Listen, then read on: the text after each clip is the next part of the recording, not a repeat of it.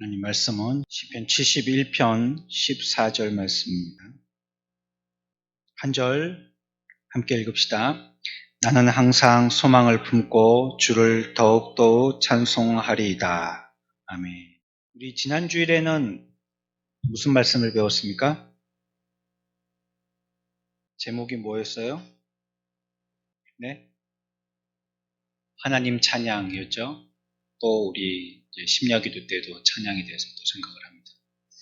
한 주 동안 여러분들 찬양 많이 하고 오셨어요? 찬양을 어떻게 해야 되는가, 그 사람들이 왜 찬양했는가, 뭐 이런 거 우리가 찾아봤는데, 사실은 그 사람들이 그것 때문에 찬양했다 하면 우리도 그런 제목으로 발견되지 못한 내 속에 있는 찬양에 감사한 제목들을 찾아서 찬양하는 것이 목적이거든요. 그랬다는 걸 배우는 게 목적이 아니고, 그게 아는 게 우리한테 무슨 소용이 있겠어요. 그 사람들이 그랬다는데 우리가 뭐 그 시대로 다시 돌아갈 수 있는 것도 아니고. 그들이 그렇게 해갖고 찬양했다면 우리들도 그거 안 생각했었으니까 생각해보면 우리들도 다 찬양할 것이 있지 않냐고 그거 얘기하고 싶은 거였었어요. 그러니까 우리들도 그들이 찬양했던 것처럼 함께 찬양을 해야 되는 거예요. 우리의 삶은 늘 찬양이 있어야 되죠. 마귀가 이거는 위변조하지 못한다 했잖아요. 그렇죠?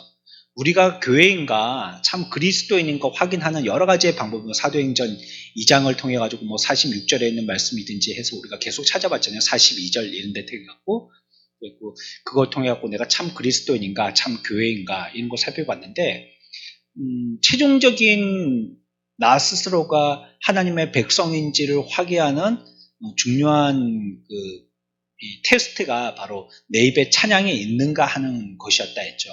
물론 여러분들은 구원받은 백성이어서 다 하나님의 자녀들일 겁니다. 그러나 어떤 부분만큼은 또 하나님의 자녀의 삶을 못 살 때가 있단 말이에요. 찬양하지 않고요. 찬양을 아예 머리에서 그냥 백지화되고 아예 그냥 생각도 못하고 오히려 노래한다면 세상에 노래가 더 많이 들어오고. 저도 얼마 전에 그 트로트 가수가 있는데 그 이름이 뭐더라? 조명섭인가? 여러분 혹시 아세요? 조명섭인가? 맞나? 그 사람. 정확하게는 모르겠는데 그 젊은 사람인데 한번 나와가지고 말하는 것도 옛날스럽게 얘기하고 막 놀이하고 그러다 보니까 옛날 뭐 그런 스타일로 부르던 그런 트로트 가수가 있었었는데 그 똑같이 흉내 내서 부르는 거예요. 근데 제가 그 사람을 조금 매력적으로 본 거는 흉내만 내는 게 아니에요, 이 사람. 그 사람이 그렇게, 젊은 사람인데, 굉장히 젊은 사람이거든요. 젊은 사람인데, 그런데 노래도 그렇게 부르고, 행동도 그렇게 하고, 옷도 그렇게 입고, 머리도 그렇게 하고, 춤을 춰도 참 촌스럽게, 진짜 옛날스럽게 그렇게 하고, 뭐 얼굴하고 입은 옷 빼고는 정말 그냥 옛날스러운 사람처럼 그렇게 행동해요. 그 사람의 스토리를 갖다가 이제 가끔씩 이렇게 한마디씩 하는 걸 갖다가 다 이렇게 들어서 보니까 야, 저 사람은 저 노래하는 게 요즘 말로 진심이구나 하는 게 느껴지더라고요. 저게 사람들에게 잘 보이려고 한다든지 스타가 되려고 한다든지 그게 아니고 그게 그냥 자기의 삶이에요. 그래서 그 사람은 그렇게 자기의 어두운 터널을 빠져나오는 방법으로 그 노래를 삼았던 거예요. 그걸 좀 비하인드 스토리를 알고 그 사람이 노래 부르는 걸 보니까요, 이게 참 매력적이더라고요. 남자인데도. 참 매력적인 거예요. 그래서 뭐, 그가 나오는 영상을 갖다가 많이 찾아보고, 뭐 지금은 안 그러는데, 얼마 전에 좀 그랬던 적이 있어요. 그런 것만 봐도 그런 게 좀 제 마음에 어떤 울림이 있을 때는요, 또 그런 것들, 그런 흘러간 노래, 이런 것들이 그 노래가 좋다기보다도 그 노래를 부른 그 사람의 이미지가 같이 떠오르면서 그 노래조차도 새롭게 생각되는. 그러면 뭐 우리들도 뭐 그런 사람이 기억되면서 그런 노래가 불려지잖아요.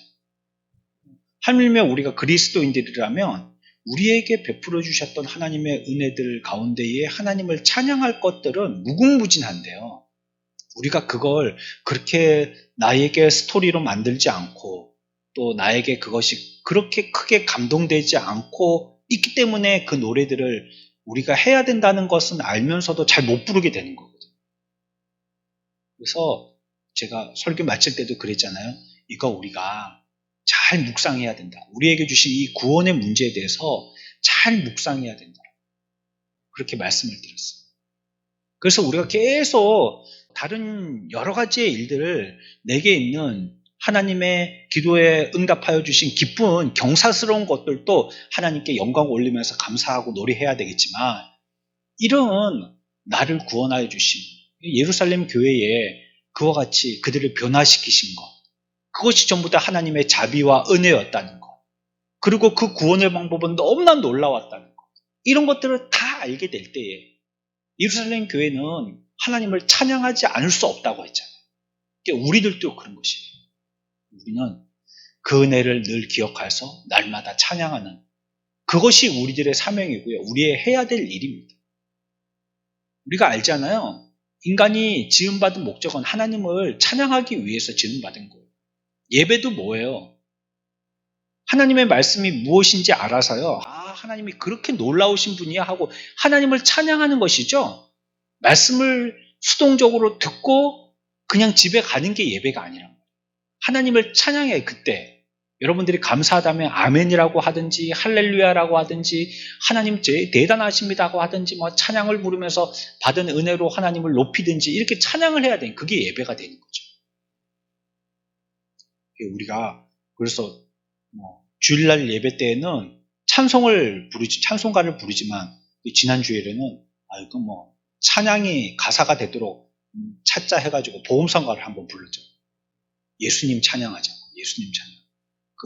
굉장히 촌스러운 옛날 흘러간 복음성가지만 그대로 액면 그대로 가사가 우리들에게 전달되니까 말이죠. 이 시간에도 우리가 찬송에 대해서 배우는데 여기에 보면 뭐라고 얘기하고 있냐면 14절 끝에 나는 항상 소망을 품고 주를 어떻게 한다고요? 근데 그걸 몇 번 얘기해요? 왜 2번 얘기할까요? 이제는 바로 나옵니다. 반복될 때는 뭐라고요? 중요하기 때문이죠. 게다가 띄워놓지도 않고 붙여놨어요. 이걸 우리는 한 글자 빼죠. 더욱더욱 이렇게 안 하고 한국 사람들은 급해가지고 한 글자 뺍니다. 더더욱 이렇게 하고 말죠. 더더욱. 그렇죠? 더더욱 찬양하라라고 얘기하고 있어요. 더더욱 찬송하리이다. 이렇게 얘기하고 있죠. 무슨 이유가 있을 겁니다. 우리 한번 찾아봅시다. 왜 더더욱 그냥 찬양하라 해도 될 텐데 더더욱 찬양하라고 했겠는가를 찾아봅시다. 죄가 인간들을 정복했어요. 그래서 죄 가운데 있는 사람들을 모두 죄로 말미암아 철저히 파괴시켰습니다. 특히 어떤 자들이 파괴됐었냐면 지금도 보면요. 우리가 코로나를 이제는 하도 예사가 됐죠. 코로나. 창원에서 2,000명씩 나오고 서울에서는 2만 명씩 나오고 딱 10배더라고요 보니까. 그렇게들 나오고 전체적으로 하면 많은 사람들이 지금 코로나 이렇게 걸려서 또 걸릴까 두려워하고 그러고 있지만 이제는 예사가 됐습니다. 그런데 우리가 코로나에 대해서 조금 더 신경을 써야 되는 이유는 뭐냐면 보통 감기하고 비슷한 것인데 감기는 걸려도요 위중증으로 갈 확률이 이 코로나에 비해서는 조금 약한데 이 코로나는 이게 위중증으로 갈 위험이 굉장히 크기 때문에 그리고 어떤 경우에는 건강한 사람도 넘어뜨리기도 하기 때문에 감기도 마찬가지죠. 그렇죠? 감기도 마찬가지지만 이 코로나19는 더 그럴 가능성이 많고 또 우리가 이 코로나19를 많이 경험하지 못했기 때문에 여기에 대한 정보가 아직 많이 없어요. 지금도 연구하고 있는 입장이고요. 우리가 백신 맞은 것도 효과가 거의 3개월이면 끝나는 거거든요. 3개월 지나면 또 맞아야 돼요, 사실은. 계속 맞아야 돼요, 이게. 여러분들도 독감 예방주사 1년에 한 번씩 맞는 분들은 맞았잖아요. 한 번 맞아서 평생 될 것 같으면 왜 맞았어요, 계속? 이게 끊임없이 감기도 변이를 일으키고 코로나도 변이를 일으키고 그러니까 계속 맞아야지 되는 거거든요. 그래서 이제 위중증을 떨어뜨리는 거예요. 가장 치명적인 거는 어떤 자기에게 예전부터 있던 그런 병이 있던 분들 있죠. 몸이 선천적으로 약한 분들, 수술 환자라든지 노인이라든지 면역력이 떨어지시는 분들, 이런 분들한테 치명적이란 말이에요, 이게. 그래서 우리가 조심하는 거죠. 마스크 쓰고 계속 손 소독하고 어디 가서도 뭐 만지는 것이든지 말하는 것이든지 먹는 거든지 우린 좀 조심하고, 또 사람들 없는 곳에 가든지 아니면 바람 많이 부는 곳에 가든지 뭐 그런 데서 만나든지 얘기하든지 하지, 조심하는 편이잖아요. 여기서도 마찬가지입니다. 죄가 오염되었을 때 어떤 사람들이 가장 치명적이었을까요? 모든 사람들에게 죄는 동일하게 코로나19처럼 다 감염시키는데, 특히나 어떤 사람들에게 치명적이었냐면 절망적인 사람들한테 더 치명적이에요. 그 모녀 자살 사건 여러분들 보도 보아서 아시죠? 그렇죠? 얼마 전에 또 수해를 입었었던 반지하의 세 가족들 그렇게 죽었던 사건. 오늘 아침에는 신문에 나왔는데 보육원에서 18세가 되어가지고 이제 성인이 되니까 나가야 되는 거예요. 나가야 돼서 한 사람은 원래 자기 집으로 돌아갔고 또 한 청년은 학교로 갔어요. 학교로. 대학에 들어가서요. 기숙사에 갔어요. 그런데 이 남녀 19살 두 청년이요. 둘 다 자살하고 죽었어요. 안타까운 죽음을 맞이했죠. 그래, 한 청년은 집에 돌아가 보니까 보육원에 갔던 이유가 부모님이 장애가 있으셨기 때문에, 양부모님이 다. 그래서 이 아이를 키울 형편이 못 됐기 때문에 그래서 보육원에 갔었는데 돌아와도 형편은 마찬가지였다. 두 분 다 장애가 있으셔가지고 이제 그분을 내가 돌봐드려야 되는 입장인데 18년 동안 그러지 않다가 이제 와가지고 그걸 하려니까 너무 아득하고 뭐 어떻게 해야 될지도 잘 모르겠고 힘들었던 거예요. 한 청년은 나와서요, 보육원에 나올 때 자립하라고 국가에서 돈을 주거든요. 한 700만 원 정도 줍니다. 그렇지만 이거 쓰기 시작하면 생활비로 금방 쓰는 거 아니에요? 오늘날 뭐 물가가 뭐 비싸져가지고요. 그쵸? 돈 10만 원 갖고 나가면 한 끼 장을 본다 하더라고요. 제가 직접 장을 안 봐서 모르겠는데. 한 끼 보면 끝난대요. 10만 원 갖고 나가서. 그러니까 뭐 얼마나 뭐 돈 쓰기가요. 뭐 물 쓰듯이 정말로 물가가 다 올라서 말이죠. 다 써버린 거예요. 그리고 이제 방학이 되어서요. 그 과에 기숙사에 있던 학생들이 다 고향에 간 거예요. 그러니까 기숙사가 빈 기숙사가 된 거예요. 자기 혼자 남은 거예요. 너무 쓸쓸하고 외롭고 자기 갈 곳도 없고 오라는 데도 없고 뭐 정확한 이유를 잘 모르겠지만 유서에 그래, 내가 다 읽지 못한 책이 아직도 많이 남았는데 내가 오늘 이렇게 내 생명을 끊어야 되는 것은 너무나도 슬픈 일이다. 이러고 옥상 가서 그 대학 옥상에서 뛰어내린. 이런 외로움이나 코로나로 인해 가지고나 아니면 경제적인 문제로 인해 가지고 모두 다 어렵다라고 아우성을 치고 있는데 우리도 지금 금리가 5.6%로 올라왔어요. 3. 몇 프로, 3.2% 쓰고 그랬는데 2배로 올라간 거예요.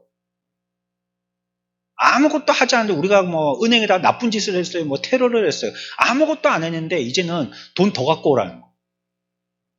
돈 빌린 거에 대해서 더 갖고 오라는 거. 그러니까 다들 힘들잖아요. 모두 다 힘들잖아요. 안 힘든 사람들은 없는데 그 중에서도 취약계층의 이런 사람들은 더 힘든 거예요. 더 힘들어.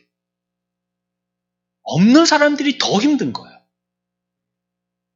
죄 가운데서도 어떤 사람들이 더 큰 위협과 또 그로 인해서 타격이 크냐면 절망적인 사람들이 더 큰 거예요. 죄의 오염 가운데서 절망을 갖고 있는 사람들이 거기에 대한 효과를 더 크게 보는 거예요. 더 힘들어지는 거예요. 안 그래도 힘든데 말이죠. 그러나 우리들에게는 이 어려움들을 타개 나갈 수 있는 무기가 있는데 그게 무기가 뭐냐면 소망이라는 무기입니다. 우리 다 같이 해봅시다. 소망이라는 무기입니다. 우리들은 세상에 없는 무기가 있는데 그게 소망이라는 무기입니다.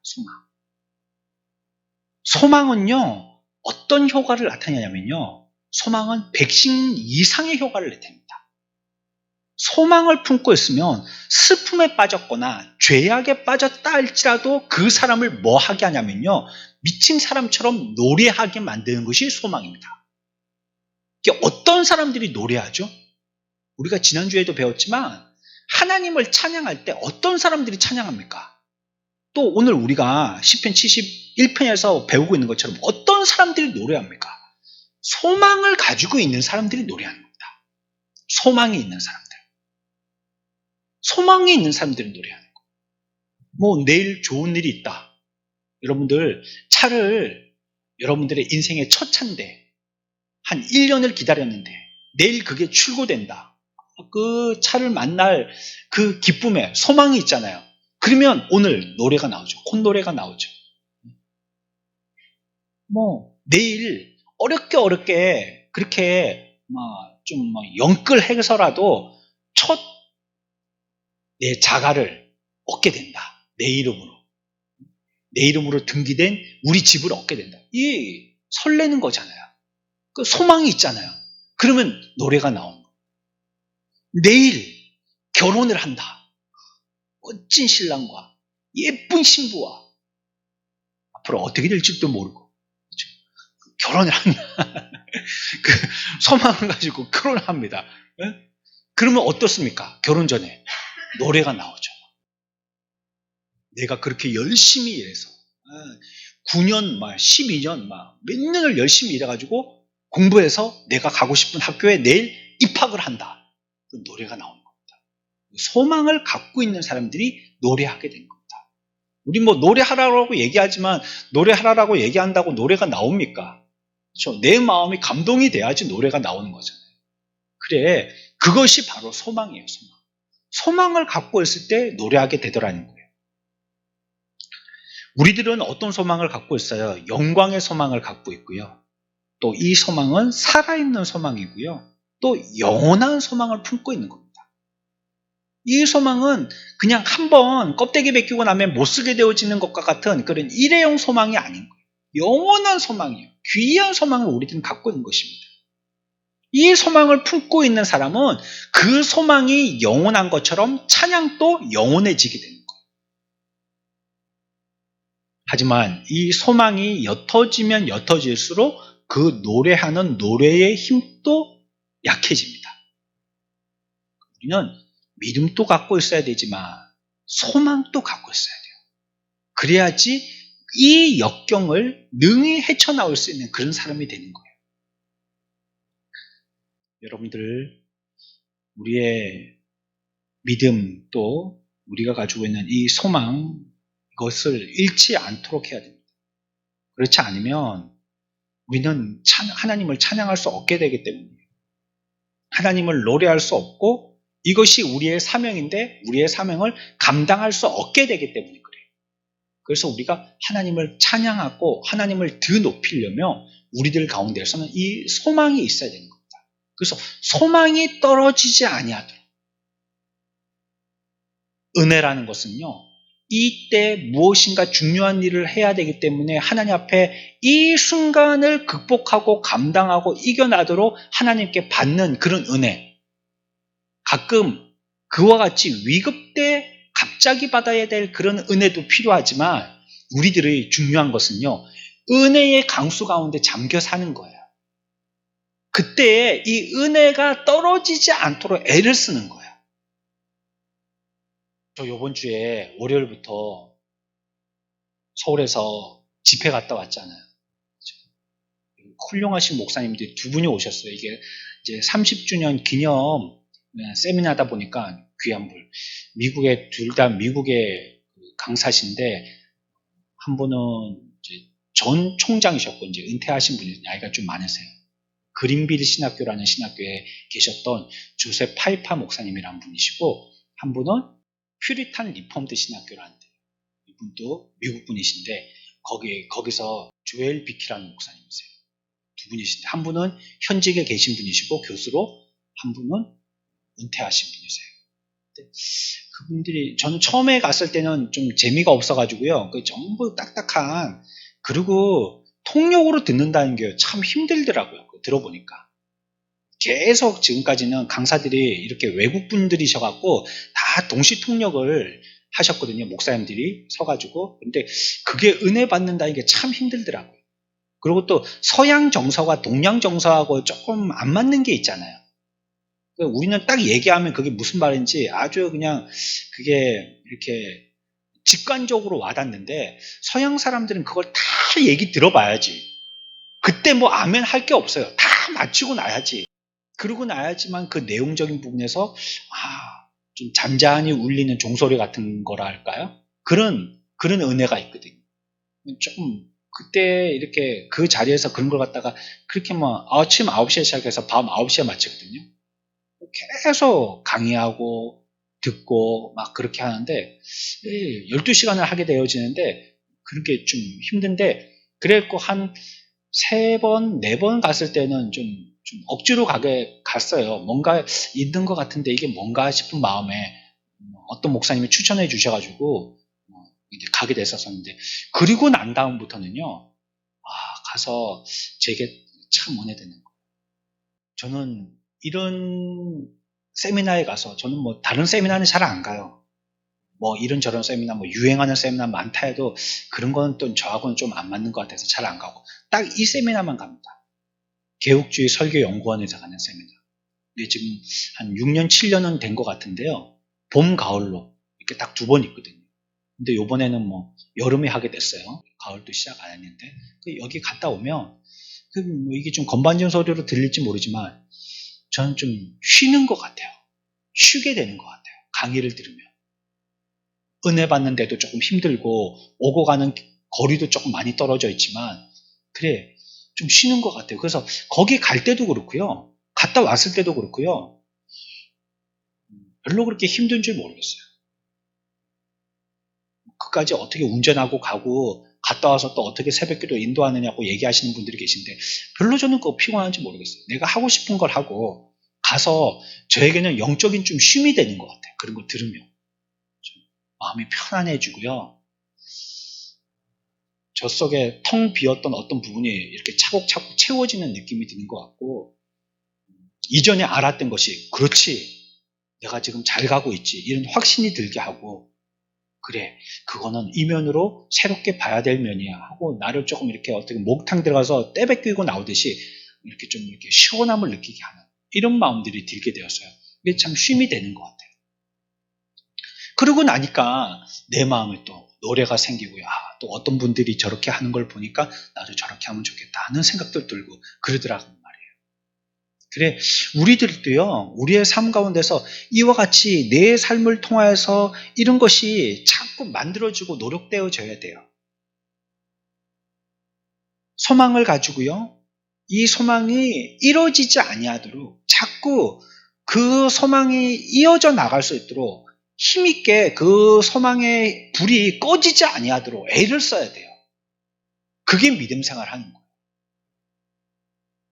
완전히 다 털어서 없어졌다가 또 어떨 때는 하나님 말씀 들으니까 또 정신 차리고 믿음 생활 해야지 하나님 은혜 주시옵소서 했다가 한 2칸 정도 하나님의 은혜 잔을 채웠다가 또 세상에 나가서 다 털어먹고 한 칸도 없는 그런 은혜의 그냥 세상으로 치면 뭐 그냥 은혜의 앵꼬 상태로 살다가 또 조금 채워가지고 조금 믿음 생활 하는가 갔다가 이렇게 하면 안 되고요. 늘 우리의 은혜는요, 가득 채워져 있는 그 은혜의 넘침이 우리들에게 있어야 돼요. 그리고 이게 적어지지 아니하더라고요.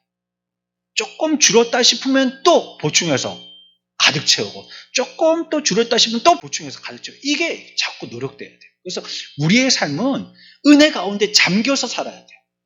늘 그 은혜 강수 가운데서 우리의 몸이 푹 잠겨서 살아야 돼요. 이럴 때에 이런 일들이 있고 저런 일들이 있을 때에도 내가 소망을 잃지 않고 그때도 하나님을 찬양할 수 있는 자가 되게 되는 것이에요. 하나님께서 우리들에게 믿음을 통해서 약속하신 많은 것들이 있는데 이것을 우리가 소망을 가지고 따라 살게 되어질 때에 그를 통하여서 우리가 그분에게 받아들여짐이 되어지고요. 또 우리가 그렇게 사는 것이요. 우리로서 당연한 권리입니다. 그렇게 말씀하신 대로 우리가 소망을 가지고 살아가는 것입니다. 하나님의 말씀이 우리들에게 증거되어진 것 같고 우리는 그것 자체가 또 소망이잖아요. 그걸 바라보면서 살아나가는 것입니다. 다윗을 보세요. 다윗은요 하나님을 찬양하는데 게으름 피우지 않았어요. 하나님 찬양이라는 게 목적이었다. 우리가 주일날 배웠을 때 이번 주에 하나님 찬양 어떤 주제를 하나 던져줬잖아요. 어떤 제목을 한 게 우리들에게 제시해줬잖아요. 근데 이번 주에는 내가 하나님 찬양하는데 애를 쓰면서 살아야지 이렇게 우리들은 마음의 작정들을 하잖아요. 그것처럼 다윗은 인생에 나의 삶의 목적은 하나님 찬양이야 라고 주제를 가지고 영원히 잃지 않고 죽을 때까지 지속했다는 거예요. 내 삶은 하나님을 찬양하는 거야. 그래서 시편 대부분 누가 지었습니까? 다 다윗이었어요. 다윗이. 왜? 그의 인생의 목표는 하나님 찬양하는 거니까. 노래 잘 짓는 문학가라서가 아니라 그의 인생의 목표는 하나님의 찬양이라고 생각했기 때문에 어떤 때든지 찬양하는 거예요. 늘 찬양하는 것이 그의 주된 목적이고 여기에 관심이 쏙 다 기울어져 있는 거예요. 그러니까 찬양하는 데 대해서 굉장히 애를 썼던 거예요. 찬양할 수 있는 상황이 되어서 또 찬양을 하지만 우리가 인간적으로 볼 때는 찬양할 상황이 아닌데도 힘을 써서 찬양하는 겁니다. 예수 믿기 좋을 때 예수 믿는 거 다 믿을 수 있잖아요, 여러분. 평안할 때 예수 믿는 거 누가 못 믿습니까, 그거? 예? 아무나 할 수 있죠. 그러나 어떤 사람이 실력가입니까? 예수 믿기 어렵고 힘들 때 믿는 겁니다. 그때 믿음이 필요한 거 아니에요? 지난주 수요일날 여기 누구 유명한 강사가 한 분이 오셔가지고 말씀을 전하셨죠. 전에는 맡기고 나면 어떻게 했는지 모르잖아요. 아무도 얘기 안 해주니까. 근데 요즘에는 유튜브라는 게 있어가지고요. 그 딱 틀어보면 다 나온단 말이에요. 제가 틀어보고 은혜를 받았습니다. 제가. 뭐라고 하시더냐면 편안할 때 아무나 다 믿는 거. 제가 한 말 그거 똑같이 하시더라고요. 제가 배워온 겁니다. 제가 한 말을 딱 똑같이 한 게 아니에요. 편할 때 믿는 거 누가 못 믿는 거예요. 그때 하지만 못 믿을만 할 때 믿는 때 필요한 게 뭐라고 하던가요? 그때 믿기 어려울 때 필요한 게 뭐라고 하던가요? 그게 믿음이라고. 유튜브 보세요. 좋아요 눌러주세요. 저는 좋아요 눌렀습니다. 그 얘기하시대요. 그런 거 아니에요? 그런 게 정말로 뭐 어려울 때 믿는 게 그때 필요한 게 믿음이잖아요. 우리가 찬양도 뭐 아무데나 뭐 잘 믿을 수 있을 때 찬양하는 거 뭐 그것도 가치 있는 찬양이지만 그러나 우리가 힘들 때 찬양하는 거 말이에요. 힘들 때. 어려워도 어려움을 극복하고 찬양하는 거예요. 이건 노래 나올 거리가 아니에요. 이거는 원망 나오고 곡이 나올 그런 상황이지. 그래도 힘을 써서 찬양했다는 거. 이게 지금 다윗이 힘써 찬양했다는 게 그 얘기하는 겁니다. 지금 제가 애를 써가지고 막 목청을 높여서 찬양했다 그런 의미보다도 어려운 환경에서도 원망 불평할 환경에서 하나님을 찬양했다는 겁니다. 입에서 원망 불평하지 않고 찬양했다는 겁니다. 그런 부분에서 다윗은 게으름을 피우지 않았다는 거예요. 찬양하는데 우리들은 열심을 품고 주를 섬기라 했잖아요. 기도하는 것도 열심히 해야 돼요. 저도 이번에 가서 세미나에서 목회자는 기도해야 된다. 기도하지 않는 목회자는 설교할 수 없다고. 1시간 그거 말씀하시는데 저 그 좀 충격을 받았어요. 물론 목사가 기도해야 되는 사람이지만 그러나 기도하지 않는다면 아무것도 하지 않는 게 낫다고. 모든 부분에서 기도해야 된다. 늘 기도하고 있어야 된다. 이것도 우리가 힘을 써야 되잖아요. 기도하는 거. 예배 참여도요. 힘을 써야 되는 겁니다. 그렇죠? 우리가 신앙생활 52주 다 지키기가 얼마나 힘든 건지 몰라요. 우리가 뭐 코로나나 이런 게 올 줄 누가 알았어요? 이런 게 생길이라고 누가 알았냔 말이에요. 지금까지 내가 어렸을 때부터 신앙생활하면서 이런 일 때문에 주일날 교회를 갔다가 폐쇄하고 예배 못 드리게 하는 이런 일은 전례가 없는 일이잖아요. 언제 이런 걸 갖다가 누구한테 배워봤습니까? 한 번도 못 배워봤잖아요. 앞으로도 어떤 일이 있을지 모르겠어요. 여러분들 당장이라도 우리가 김정은이가 단추 한 개 눌러가지고 전쟁 일으키면 어떻게 하겠어요? 그럼 예배할 수 있겠습니까? 여러분들 다 보따리에서 피난 가지. 피난 가봤자 갈 데도 없지만 이제 오늘날의 전쟁은 피난 가봤자 어디가 안전한 데가 있어서 도망가겠어요. 특히나 창원은 피난 갈 데 없어요. 여기 폭탄 제일 먼저 떨어집니다. 창원에 군수 공장이 많아갖고. 예? 저기 뭐 자주포, K9 자주포 여기서 만들잖아요. 소총도 여기서 만들잖아요. 총알도 여기 만들잖아요. 경상도에 있는 탄약 여기다 다 모아놨잖아요. 진해, 군항 여기 있잖아요. 군수물자 부산항이 마비되면 진해로 들어오거든요. 철도 거기 다 닦아놨잖아요. 그러니 폭격 맞으면요. 여기가 폭격 1번지입니다. 창원에. 후방을 치고는. 도망갈 데도 없어요. 그러면 예배 어떻게 할 거예요? 예배. 여러분들 그때 한번 생각해 보셨어요? 예배 어떻게 할 거예요? 예? 그때 예배 어떻게 할 거예요? 제가 여러분들이 어디 숨어있는 줄 알고 찾아가고 신방해갖고 예배 드리겠어요? 그걸 못하는 거예요. 그러니 우리가 이런 우리에게 당연하게 주어지는 하나님을 섬기는 일들에 대해서 힘을 써야 된다고요. 힘을. 지금도. 애를 써서요. 그걸 지켜나가도록요. 힘을 써 나가야 되는 거예요. 그리고 다윗은요. 더욱 찬양하기를 원했어요. 보통의 사람들은 자기가 하는 일들에 대해서 잘하는 사람들은요. 그 이전에 그 일들을 많이 한 사람이에요. 그 사람이 잘합니다. 설교도요. 해보니까 자꾸 늘더라고요. 해보니까. 처음 했을 때보다는 자꾸 해보니까 늘어요.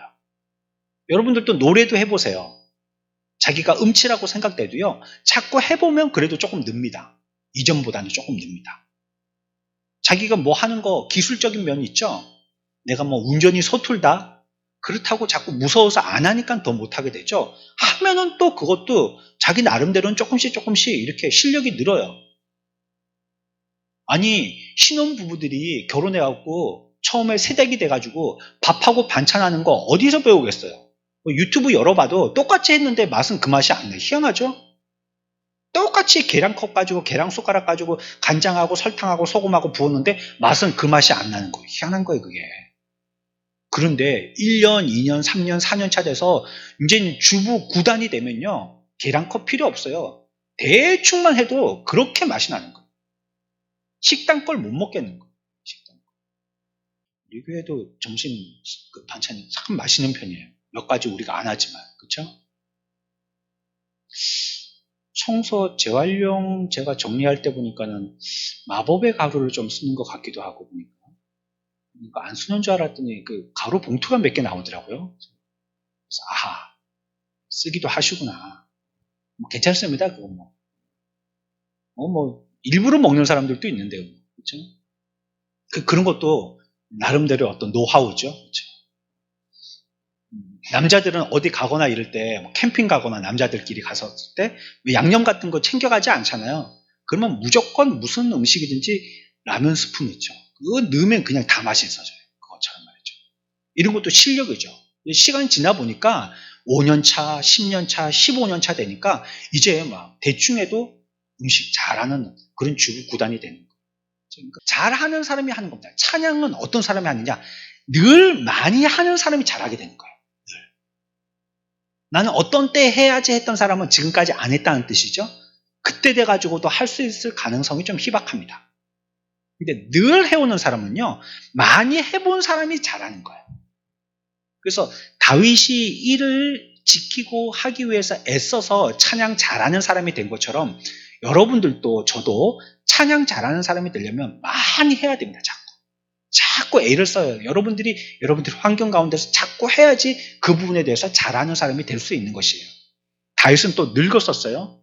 왕성한 젊을 때에도 찬양했지만 늙어서도 찬양한 겁니다. 자기 힘을 다해서 어떻게 해서든지. 그 목소리는 점점 줄었지만 마음의 열렬함은 아직도 힘이 넘쳤던 것입니다. 시편 71편은 특별하게 설명이 기록되어 있지 않지만 시편 71편을 기록할 때 다윗의 상황에 대해서 신학자들은 매우 환란에 떼었을 것이다 라고 생각합니다. 그때에도 다윗은 찬양을 한 거예요. 그가 어려웠을 때 찬양한 게요. 순탄했을 때 찬양한 것보다 못하거나 그렇지 않았습니다. 동일한 찬양이었습니다. 언제든지. 항상 비슷한 수준의 찬양, 비슷한 질량의 찬양이었었습니다. 젊어 자녀일 때도 주님을 경배했고요. 어땠습니까? 우리가 잘 알고 있듯이 나무그늘 밑에서 수금으로 지팡이와 막대기 대신 자기가 양을 치면서 내가 양이 된 하나님이 나를 지팡이와 막대기로 치신 것, 이거 기억하면서 수금으로 찬양했거든요. 그게 언제 때입니까? 소년 다윗 때였어요. 소년 때. 그때 하나님을 찬양했습니다. 또 사울에게 쫓기던 때, 이때도 찬양했습니다. 이때 쓴 시가 있거든요. 그때도 찬양했던 거예요. 아둘람이나 엔게디 굴 속에서 찬양했다라고 기록하고 있습니다. 어려운 고비 때 날 죽이려고 하는 군사들이 막 눈을 뻘게 가지고 차주를 다닐 때 그때도 찬양했다는 거예요. 훗날 어땠습니까? 이제 만사태평됐죠? 자기를 해하려고 하는 원수도 없어졌고요. 또 목자 때와 같은, 양치던 목자요. 목자 때와 같은, 그렇게 나이가 어렵거나 꼭 어쩔 수 없이 그 일을 해야 되는, 그리고 굉장히 어려운 일을 해야 되는 그런 때도 다 지났어요. 이제는 뭐가 됐냐면 다윗이 왕이 된 거예요. 얼마든지 어려운 걸 갖다가 내 위로를 삼으려고 감정적인 노래를 할 필요가 없는 시기가 됐어요. 그러나 그렇게 노래하지 않았기 때문에 왕이 되어서도 또 동일하게 노래한 거예요. 그러니까 다윗은 언제든지 시기와 형편과 상황을 불문하고 늘 찬양했던 거예요. 하나님. 항상 찬양했던 것이죠. 그러면서 얘기하는 것입니다. 내가 항상 무엇을 품고요? 어떤 사람이 찬양하게 된다고요? 뭘 품은 사람이요? 소망을 가지고 있는 사람. 이 사람이 찬양하게 된댔죠? 그걸 얘기하지 않습니까? 내가 항상 소망을 품고 주님을 더욱더욱 찬양한다는 것입니다. 여러분들, 더욱더욱 찬양한다는 것은 무엇이냐면 전혀 찬양하지 않는 사람들에게 찬양하라고 권면할 필요가 없습니다. 여러분들이 세상 사람들한테 찬양하라고 얘기하겠어요? 그 사람들이 그 말 들을까요? 여러분들 하나님을 찬양해야 됩니다. 여러분들 가게에 온 손님들에게 그 얘기한다고 그 사람들 아이고 그렇군요. 이제 오늘부터 나도 찬양해야 되고 그렇게 얘기합니까? 그냥 대꾸하기 싫으니까 웃고 가겠죠. 그렇죠? 찬양 안 하는 사람들에게 찬양하라고 권명하지 않습니다. 그래서 오늘 표현은 뭐라고 표현하고 있냐면 더욱 찬양하라. 뭡니까? 더욱 찬양하던 사람들은 더욱 찬양해야 된다. 하나님을 찬양하는 줄 아는 사람들은 더욱 찬양해야 된다는 겁니다. 그래서 이 표현은 더욱이라고 얘기하고 있어요. 안 믿는 사람들은 찬양 못하니까 믿는 당신들은 찬양할 때 더욱 힘써서 찬양하라는 거예요. 우리에게 찬양할 은혜와 하나님이 권세를 주신 것을 감사하고 우리가 이때에 더욱더 알고 이제는 바르게 더 많이 찬양해야 된다는 거예요. 다윗과 같이 이제는 더욱 힘써서 찬양하는 자가 되어야 된다는 것입니다. 우리는요, 이전에 하나님을 그렇게 더 찬양하지 못하는 자들이었었습니다. 우리는 하나님의 찬양에 대해서 매우 모자르는 자들이었었어요. 우리가 하나님께 영광 돌리고 하나님을 찬양한다는 것이 형편없던 자들이었었어요. 그러니까 더더욱 찬양해야 되는 것입니다. 하나님이 우리들에게 베푸신 것들을 생각해 보십시오. 파멸과 멸망에서 우리들을 구원했지 않습니까? 저와 여러분들을 구원했어요. 우리는 하나님을 더 잘 섬겨야 됐고요. 더 사랑하고 더 기뻐하고 더 하나님을 높여드려야 했었어요. 지금 보십시오. 우리는 어떤지. 이 큰 구원의 은혜들을 우리를 이 땅에 인간으로 만들어 주신 것도 감사한데 여러분들이 바퀴벌레로 만들어졌었으면 여름에 되면 맨날 숨어 다녀야 될 거 아니겠어요? 우리의 형편과 우리의 상황들을 보시란 말이에요. 그러니까 우리들은 그렇게 잘하지 못하던 사람들이에요. 이게 능숙하지 않았던 사람들이었던 거예요. 지금 또 우리의 상황은 그렇게 하나님을 잘 찬양하고 있지 않아요. 그러니 우리들은 이것이 우리의 찬양하는 모범적인 모습이 아니라는 것을 안 사람들은 이제 힘을 써서는 더욱 찬양해야 된다는 거예요. 이제 알았으니까 우리의 모습은 우리가 스스로 볼 때 우리가 찬양이 얼마나 결핍되어 있다는 것을 아는 거예요. 우리가 찬양이 그렇게 능숙자들입니까? 여러분들의 인생에 다윗과 같이 모든 일들을 둘 때마다 하나님께 감사하면서 그렇게 노래하고 찬양하는데 우리들은 그렇게 프로들이 되어 있지 못하잖아요. 사실 원망하죠. 불평하죠. 핑계대죠. 또 스쳐오는 생각으로 지금까지 찬양하고 기뻤던 모든 은혜들을 갖다가 국소 듯이 확 다 쏟아버리죠. 그러니까 또 빈 그릇이 되어갖고 거기다가 또 찰랑찰랑 은혜 그 국물을 갖다가 좀 채워가지고 이제 찬양을 하려 하면 그거 시간도 많이 걸리고 감정도 동해지지 않고 그 과정 가운데 또 시험이 있고 잘 안 되고 찬양하는데 얼마나 우리들은 모자릅니까? 다윗과 같이 찬양하기가 그렇게 어렵다는 걸 그렇게 좀 찬양 좀 해봤으면 나와는 천리말리 떨어져 있는 이상적인 사람인 것처럼 그렇게 잘 이해가 되지 않을 정도로 우리는 찬양에 대해서 이렇게 결핍되어 있고 모자른 사람들 아닙니까? 그러니 우리들은 더 찬양해야 됩니다. 더 찬양. 안 된다고 말 게 아니고 더 찬양해야 되는 것입니다. 들판을 보면 그런 생각들을 하게 됩니다. 농부들이요, 추수를 이루기 위해서 얼마나 노력들을 많이 합니까? 그게 그냥 공짜가 아니에요. 땅 개간해야 되죠. 탭이 부어놔야 되죠. 비료 줘야 되죠. 또 키우면서 또 뭐 대 같은 거 필요하면 대 세워줘야 되죠. 어떤 건 또 비닐하우스 쳐줘야 되죠. 뭐 겨울에 사람들은 춥다고 막 두꺼운 옷 입고 집에 보일러도 켜지 않는데 요 식물들은 혹시 추울까봐 그 불 떼주고 기름으로. 나도 목말라가지고 뭐 물을 잘 못 마시는데 요 놈들 목마를까봐 그래 물을 주고. 그래 뭐 장마철에 구름이 드리워져 갖고 해를 비추지 못하니까 이 녀석들이 또 잘 자라지 못할까봐 불을 켜주고 애지중지 해주고요. 벌레 잡아주고 잡초 뽑아주고 이 자기 자식처럼 그렇게 해도 수확을 봤을 때는 만족스러운 수확을 못 볼 때가 많은 거예요. 그렇게 해도 얼마나 노력을 많이 드는데도 말이죠. 저와 여러분들이 신앙의 밭에 이와 같이 많은 노력들을 기울였지만 우리의 밭에 얻게 되어지는 추수거리들의 상태는 지금 어떻습니까?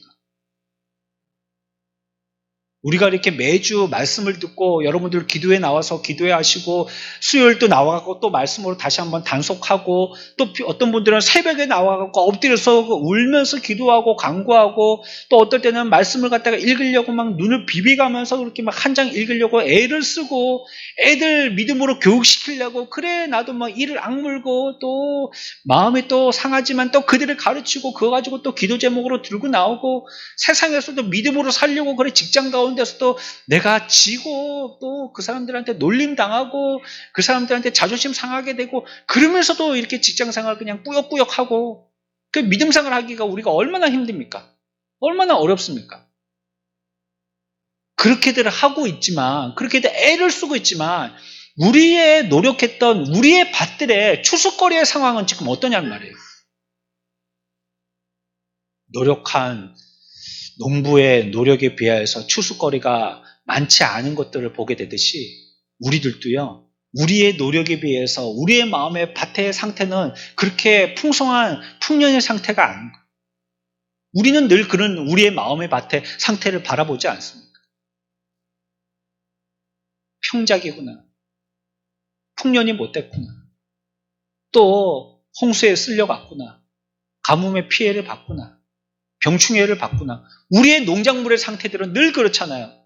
익을만 하면 조롱조롱 많이 달려서 큰 수확이 있을란가 기대를 했더니 벌레 먹어가지고 다 떨어져 버리고 잎이 병이 들어가지고 다 떨어져 버리고 가주가 다 썩어버리고 또 자연재해 때문에 또 다 쓸려가고 이게 우리의 신앙의 영적인 상태잖아요. 솔직히 우리의 영적인 상태가 이럴 때가 많잖아요. 그게 어떻게 해야 된다는 말입니까? 그럴지라도 다윗은 더더욱 찬양해야 된다는 거예요. 우리의 신앙을 포기하지 말고 소망을 가지고 그러한 때에도 내년을 기약하는 농부가 이 망해버린 밭을 보고 밀어내고 새롭게 씨앗을 뿌리는 소망의 수고를 하듯이 우리들도 이때 더더욱 소망 가운데 찬양해야 된다. 이게 다윗의 고백입니다. 포기하지 마십시오. 우리들에게 필요한 것이 무엇이냐? 찬양을 하자라고 지금 얘기하고 있지만 찬양을 하게끔 하는 우리들에게는 믿음과 소망이 필요한 것이에요. 이 소망을 잊지 마시란 말이에요. 이 믿음을 잃지 마시란 말이에요. 안 되면 지난주에 배운 말씀 한 말씀이라도 그거 붙들고 살려고 몸부림치라는 말이에요. 애를 써야 되는 것입니다. 우리에게는 언제부터인가 거룩의 모습들이 없어요. 거룩한 옷들은 세상의 더러운 것들로 오염되어서 전부 다 얼룩져 있어요. 경건의 모습들이 없어요. 경건의 생각을 하지도 않고 말을 하지도 않고 경건의 행위들도 하지 않아요. 그저 우리는 교회에 와 앉아있을 뿐이지 세상 사람들에게 경건의 영향력을 끼치지 못하는 삶을 살아요. 오히려 그 사람들에게 영향을 받아갖고 기분 상하고 힘 빠지고 실망하고 좌절하고 이렇게 되죠. 오히려. 그러나 우리들은 여기에서 포기하면 됩니까? 안 돼요. 포기하면 안 됩니다. 더더욱 해야 되는 거예요. 더 애를 써야 되는 거예요. 안 되는 만큼 파도가 집채만큼 높은 만큼 우리들은 그걸 넘기 위해서 더 돛대를 높이 달고 바람을 맞아서 정면으로 돌파해 나가야 되는 거예요. 그래야지 이 태풍을 지나서 안전한 포구에 도달하죠. 더더욱 하는 겁니다. 소망을 가지고 믿음을 가지고 더더욱 찬양하는 거예요. 저와 여러분들이 어느 상황에 있든지 간에 오늘 여기에 대해서 얘기하고 있습니다. 우리가 혹시 단호하게 결심했던 것들 그것을 지키지 못하여서 부끄럽다면요. 이 시간엔 단호함을 넘어서야 됩니다. 어떤 마음이 있어요? 결연해야 됩니다. 이제. 꼭 해야지라는 마음을 가졌다면 이제는 죽어도 해야지라는 마음을 갖게 됩니다. 그래서 우리가 매주 모여서 사랑하는 성도들과 함께 같은 양식의 말씀을 듣는 것 아니겠습니까? 이 부분 우리가 함께 약했죠? 우리 한번 해봅시다. 이거 해봅시다. 지난주의 주제 같으면 한번 찬양해봅시다. 우리 한 주간 찬양하고 앞으로 평생을 찬양해봅시다. 힘들었죠? 이게 우리가 해봅시다. 교제 힘들었죠? 이제 진짜 믿는 자들로서 교제 한번 해봅시다. 우리가 배우는데 우리가 익숙하지 못하고 애쓰지 못, 이제 배우는데 애를 써봅시다. 주님이 우리를 위해서 행하신 성찬에 참여하는 것 우리가 이번 주에도 하지만 또 그거 건성으로 했었죠. 이번에는 주님의 일하심에 대해서 한번 묵상해 봅시다. 어떤 일을 하셨는지 기뻐해 봅시다. 매주 그 새로운 테마 가지고 계속 생각하는 거 아니겠어요? 그렇게라도 해와서 좀 새로워지려고. 이제부터 우리들은 게으름뱅이가 아니고요. 부지런한 자가 되어서 주님을 찬양하는 자라라고 스스로 고백하는 자들이 돼야 합니다. 부지런히 찬양해야 합니다. 어떤 때, 어떤 환경에서든지 찬양해야 합니다. 그거 상황이요. 다 그랬어요. 예전에 믿었던 사람들이요. 우리보다 더 열악한 상황이었어요. 그때는 그렇고 그때는 몸이 힘들었지만 지금은 정신적으로 심리적으로 힘들잖아요. 마찬가지예요. 힘들어요. 우리가 있는 상황 이거 여러분들이 하나님의 절대성을 믿는다면 이거 하나님이 주신 것이라고 부인할 수 없잖아요. 이건 내가 하나님이 주신 거예요. 내게 이거 힘든 거 내가 힘들다고 못한다라고 하는 거 하나님이 주신 거예요. 뭐 하라고 주신 거예요? 찬양하라고 주신 거예요. 찬양하라고. 하나님 찬양하라고 주신 거예요. 이때도 우리가 믿음과 소망을 가지고 하나님을 찬양하는 다윗과 같은 찬양의 백성들 저와 여러분들 다 되시기를 축원합니다. 우리가 다 그런 자가 되어야 되겠습니다. 우리는 어떤 찬양의 사람이 되느냐? 더더욱 찬양의 사람. 더더욱 찬양의 사람. 더욱더욱 찬양의 사람. 소망을 가지고 있는 더더욱 찬양의 사람. 다윗이 그랬던 것처럼 우리들도 오늘 우리가 기도할 제목은 소망을 잃지 않도록 한 가지. 또 다윗과 같이 더더욱 찬양하는 사람이 되어지기를 우리에게 찬양의 불꽃을 주셨으니까 이 불을 일으켜서 큰 불을 일으키는 소망의 더더욱 찬양의 사람들 되어지도록